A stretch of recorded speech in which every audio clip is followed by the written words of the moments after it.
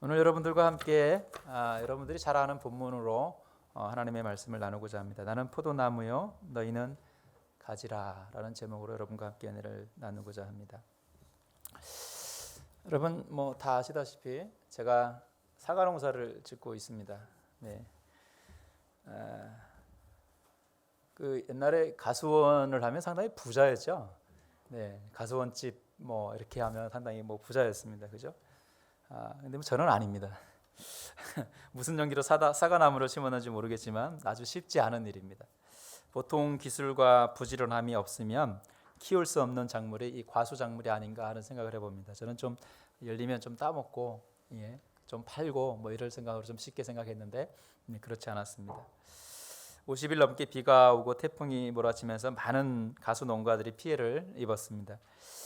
뭐 저는 자연재해라기보다는 게으른 농부가 잘 가꾸지 못해서 일어난 참사라고 생각을 합니다. 제대로 먹을 수 있는 사과가 없습니다. 여러분 그래도 우리 사과를 좀 맛보고 싶어요 하시는 분들은 올라가셔서 손에 닿습니다. 이렇게 따서 드시면 됩니다. 뭐 흠집이 있어서 좀 흠집이 있고 좀 썩어도 괜찮아요 좀 파세요 이런 분들이 뭐 가끔 전화가 오기도 하고 그럽니다. 정말 팔 수 있는 과일이 없습니다. 네. 저는 좀 낭만적으로 생각했어요. 이제 좀 남으면 까치밥을 한두 개 이렇게 남겨두고 또 겨울에 이렇게 까치들이 와서 이렇게 따먹는 모습을 이렇게 보려고 했는데 지금은 까치가 먹고 남은 그 사과를 먹어야 되는 이런 안타까운 현실입니다. 여러분 겨울이 지나고 이제 봄이 오기 전에 가지치기를 했는데 나름대로 부지런히 일을 했습니다. 뭐 쓸모없는 가지를 자르고 또 열매가 많이 맺을 만한 그런 가지들만 잘 골라서 또 유인추도 달고 또 가지의 수용도 이렇게 잡아서 키웠습니다. 전지 과일을 들고 잘라야 하는 가지와 살려야 하는 가지를 잘 파악하는 것이 중요한데 경험이 아주 많은 그런 농장의 주인들은 이런 가지를 잘 식별을 합니다. 그리고 아끼지 않고 필요 없는 나무를 가차없이 자릅니다. 여러분 유튜브에 보면 이런 사과나무 가꾸기 이런 것들이 아주 잘 나오더라고요. 어쨌든 그래야 그런 가지들을 잘라내야 다음에 튼튼한 열매를 맺기 때문에 가지를 아끼지 않습니다. 정말 잘 붙어 있는 가지들을 정성스럽게 살려둡니다. 포도나무도 역시 마찬가지입니다. 여러분 제가 태어난 고향이 포도 주산지인데요. 제가 자랄 때만 해도 포도가 없었는데 어느 순간 이렇게 밖에서 살다가 들어가 보니까 논과 밭이 다 포도나무로 바뀌어 있어요. 이렇게 전지를 하지 않으면 그 포도나무도 역시 마찬가지로 좋은 열매를 맺을 수가 없습니다. 아마 좀 있으면 포도나무 전지를 하기 시작할 겁니다.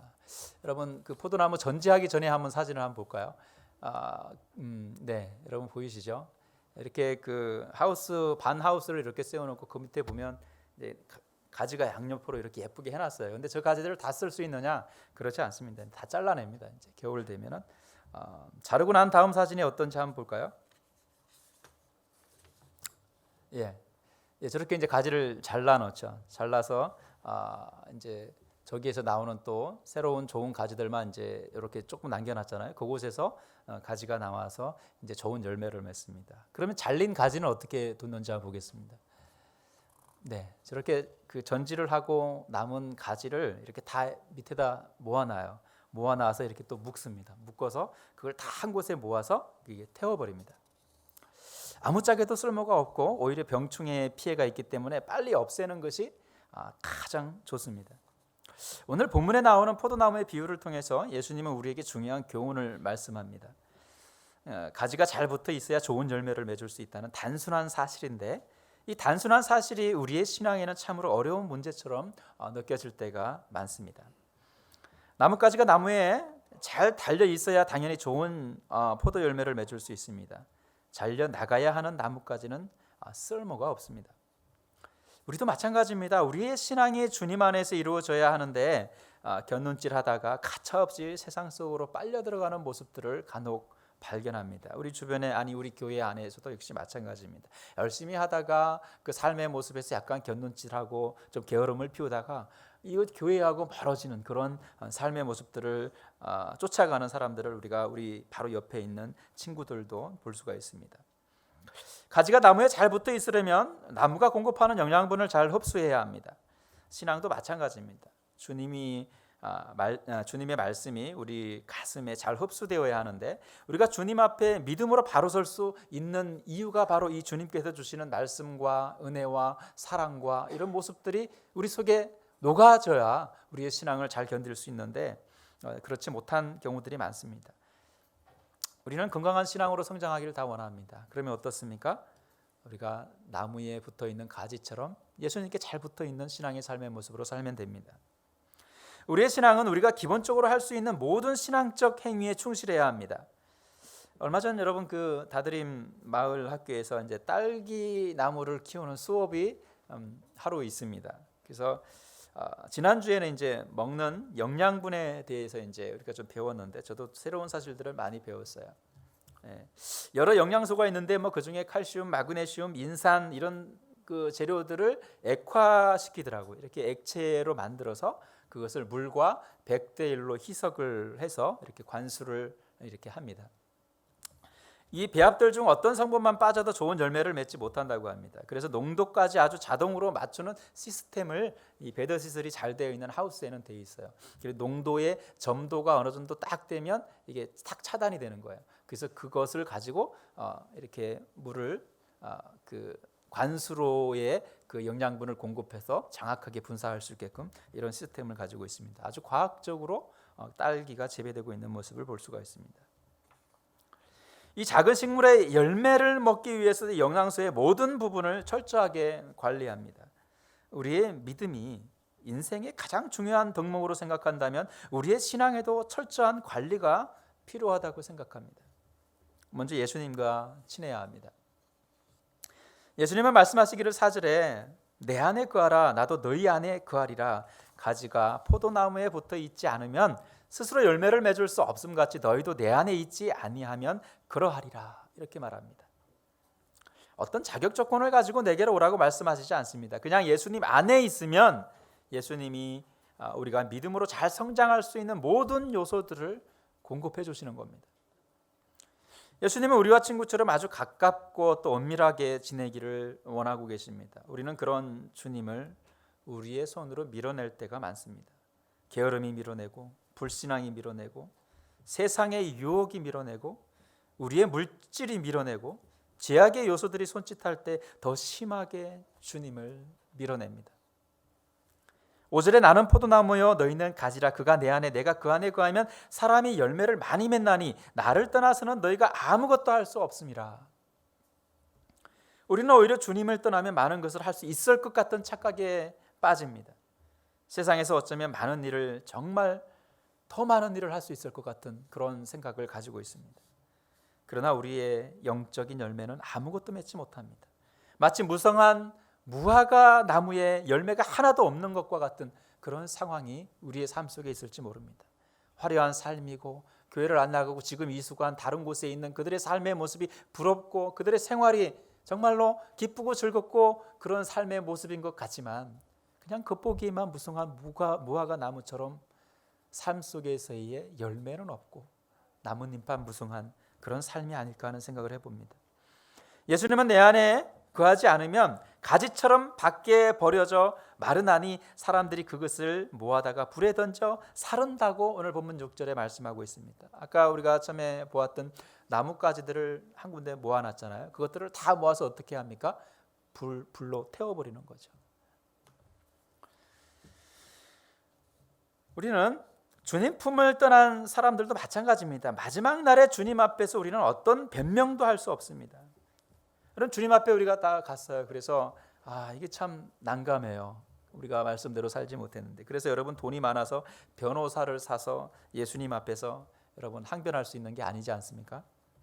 또 돈이 많아서 주님 앞에 청탁을 할 수 있는 상황도 아닙니다. 아무것도 소용이 없습니다. 주님 안에 거하지 않는 사람은 더 이상 주님의 자녀가 아닙니다.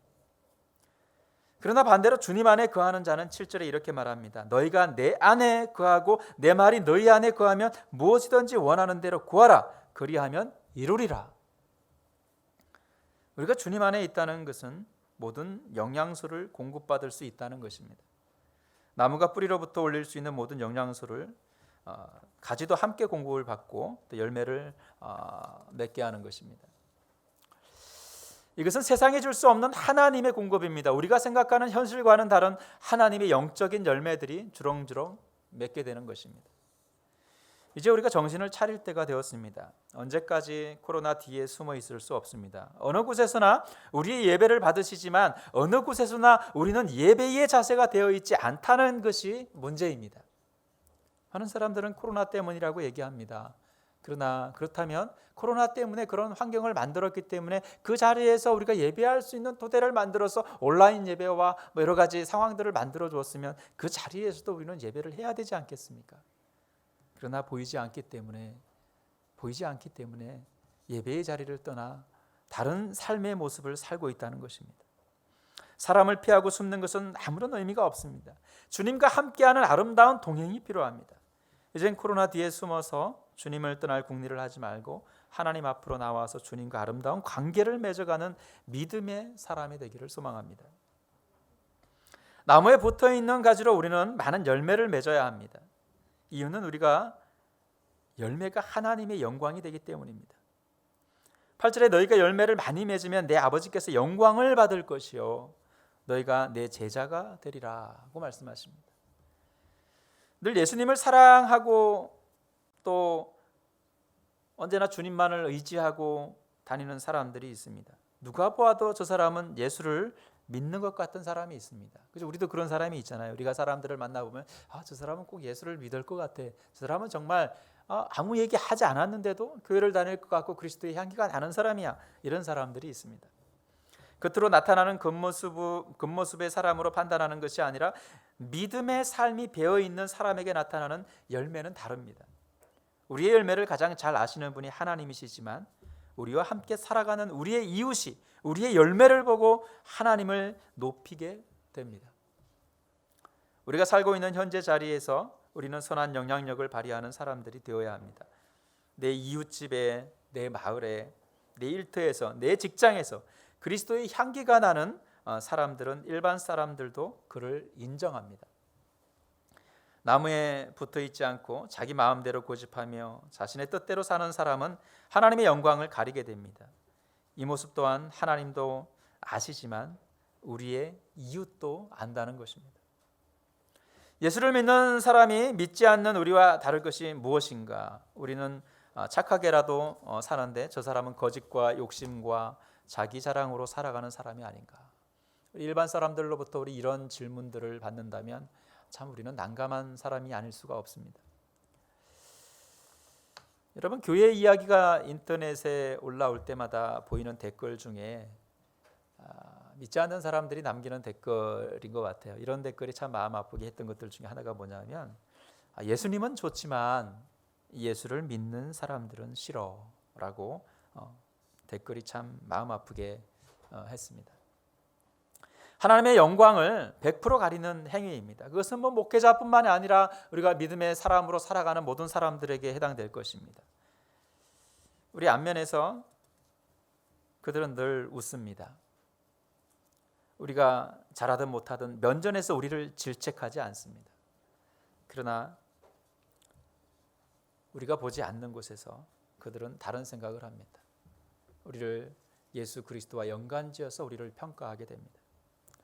얼마 전에 한 목사님이 교회를 방문하셔서 말씀해 주신 이야기입니다. 제가 밖으로 나갈 일이 별로 없으니까 목사님들이 가끔 이렇게 찾아오셔서 차도 한잔 마시고 이렇게 이야기를 좀 나누십니다.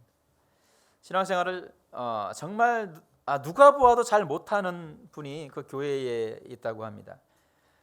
근데 1년에 한두 번 이렇게 나오시나 봐요. 근데 어려움에 처한 일이 그 성도에게 있었는데 근데 그 성도의 변명이 이제 다른 이야기를 거두절미하고 가장 마음 아프게 했던 게 뭐냐면 내가 교회 집사입니다. 내가 그런 일을 하겠습니까? 절대로 그렇지 않습니다. 라고 말하시는 모습을 보면서 너무 부끄러웠다고 합니다. 누가 보아도 그가 한 일이고 그가 용서를 빌어야 되고 그가 고개를 숙여야 하는데 저는 절대로 하지 않았습니다. 나는 교회의 집사입니다. 이렇게 얘기했답니다. 1년에 한두 번 교회에 나오는 것이 전부인데 자신의 어려움에 처하니까 교회에 와서 자신의 변호성 글을 써달라고 왔다는 겁니다. 그가 거짓으로 공금을 횡령한 기관의 대표가 신실한 크리스찬이었답니다. 그래서 내가 교회를 다닌다고 난 교회의 집사라고 얘기하면 이 크리스찬 CEO가 나를 좀 잘 봐주지 않을까 뭐 이런 생각을 했나 봅니다. 그래서 목사님 글이 있으면 목사님이 좀 추천해주고 어떤 내가 이런 사람이라는 걸 변호를 해주면 좀 좋을 것 같습니다 라면서 찾아왔답니다. 할 수 없이 그분의 의도대로 글을 써드렸는데 결국 그분은 기관의 비리에 연루되어서 고발당했다고 합니다. 나무에 제대로 꼭 붙어 있는 가지는 나무의 영향력을 받습니다. 신실한 믿음의 사람들은 예수 그리스도의 영향을 받는 사람이어야 합니다. 그가 원하고 바라는 일들을 일궈내야 합니다. 좋은 열매를 맺기 위한 나무의 사명을 가지가 망각해서는 안 됩니다. 우리를 통하여 하나님의 일, 하나님의 뜻, 하나님의 계획을 이루고 가야 하는데 우리가 그분의 뜻을 따르지 못하면 우리가 있어야 할 존재의 의미가 없는 겁니다. 우리는 이 시점에서 우리의 믿음을 다시 한번 제대로 짚고 넘어가야 할 시기입니다. 나에게 진정한 믿음이 있는가? 내가 그 믿음대로 사는가? 나에게 아직 그런 믿음이 없다면 내가 그 믿음 위에 바로 서기 위해서 무엇을 해야 하는지 처음 주님을 만나 믿음을 고백했던 순간으로 우리가 다시 돌아가서 우리의 삶의 모습을 다시 재정립하고 시작하는 모습이 필요합니다. 하나님이 이 땅에 예수 그리스도를 보내신 목적이 무엇입니까? 죄많은 우리를 사하여 주시고 또 우리의 죄를 대신하여 죽으시고 우리를 구원하시기 위해서 오신 분이 예수 그리스도 아니십니까? 우리를 심판하기 위해서가 아니라 우리를 구원하시기 위해서 이 땅에 왔습니다. 그 사랑을 알면 우리가 믿음대로 살지 않는 것이 참으로 부끄러운 일입니다. 목숨을 아끼지 않는 사랑으로 우리 곁에 오셨는데 우리는 믿음의 사람으로 그 예수님을 전혀 생각하지 않는 삶을 살아가는 것입니다. 제자들도 어떤 주님의 죽음 앞에 모두 도망갔습니다. 그들도 그런데 우리가 별 수 있습니까? 라고 말할지 모릅니다. 그들도 다 도망갔는데 주님이 어려움에 처해 있을 때 다 도망갔는데 우리가 뭐 그들보다 잘난 것도 아닌데요. 그래도 주님은 그 제자들을 향해서 어떠한 말대꾸도 하지 않고 참으시고 부활 후에 제자들에게 다시 나타나시죠. 이제 다 체념하고 고기를 잡고 체념하고 살아가는 제자들에게 아침을 손수 지어서 먹게 하십니다. 제자들은 이제 더 이상 비겁하게 도망가지 않았습니다. 피하지 않았습니다. 평생토록 그들이 해야 할 일을 분명히 하고 살았습니다. 마지막에 그들 모두가 순교하지 않았습니까? 그들은 마지막까지 주님의 명령을 따라 살다가 죽음의 자리에서도 그리스도를 전하며 살았습니다. 다시 재정비가 필요한 우리는 제자들처럼 다시 뛸 수 있는 심장을 가져야 합니다. 비록 예수님을 등지고 다 떠났지만 주님께서 다시 오셔서 그들의 삶의 마음의 문을 만져주시고 그들과 동행하고 함께하기를 원했을 때 제자들은 다시 배반하지 않았습니다. 다시 마음의 재정립을 통해서 믿음의 삶의 모습을 재정비해서 세상을 향하여 나아가서 하나님의 말씀대로 살고 말씀을 전하는 삶을 살았습니다. 제대로 나무에 붙어서 이제 열매를 맺어가는 삶을 살아야 합니다. 언제까지 우리의 삶을 이렇게 발만 담그는 신앙의 삶으로 살아가시겠습니까? 이제 발목이 잠겼다면 이제는 무릎이 잠기고 가슴이 잠기고 머리끝까지 성령의 인도함을 받는 믿음의 삶으로 우리는 살아가야 합니다. 사랑하는 성도 여러분, 우리 모두 나무에 꼭 붙어서 예수께 꼭 붙어서 아름다운 믿음의 열매를 맺어서 하나님께 영광을 돌리는 그런 믿음의 사람으로 살아가기를 간절히 축원합니다. 기도하겠습니다.